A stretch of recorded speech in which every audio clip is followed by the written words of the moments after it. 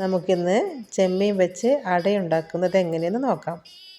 അതിനായി ഒരു പാനിലേക്ക് വെളിച്ചെണ്ണ ഒഴിച്ച് അതിലേക്ക് ഇഞ്ചി, വെളുത്തുള്ളി, പച്ചമുളക് ഇവ ചേർത്ത് നല്ല മൂത്ത മണം വരുന്ന സമയത്ത് അതിലേക്ക് ചെറുതായി എരിഞ്ഞ സവാളയും കൂടി ചേർത്ത് കൊടുത്തിട്ടുണ്ട്.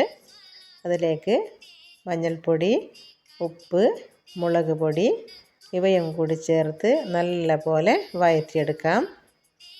അതിലേക്ക് ചെറുതായി മുറിച്ചെടുത്ത ചെമ്മീനും കൂടി ചേർത്ത് കൊടുത്തിട്ടുണ്ട്. എല്ലാം കൂടി നല്ല വെന്ത് വന്നിട്ടുണ്ട്. അതിലേക്ക് കുറച്ച് കറിവേപ്പിലയും കൂടി ചേർത്ത് കൊടുക്കാം. ഇത് നമ്മൾ പത്തലൊക്കെ ചുടുന്ന മാവാണ്. അത് കുറച്ച് ഉപ്പും വെള്ളവും കൂടി ചേർത്ത് കുഴച്ചെടുത്തതാണ്.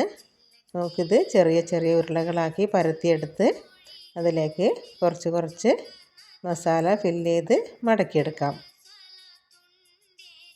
എല്ലാം ഇതുപോലെ മടക്കിയെടുത്തതിന് ശേഷം നമുക്കിത് ആവിയിൽ വേവിച്ചെടുക്കാം. വളരെ രുചികരമായ അടയാണിത്. എല്ലാവരും ട്രൈ ചെയ്ത് നോക്കണം.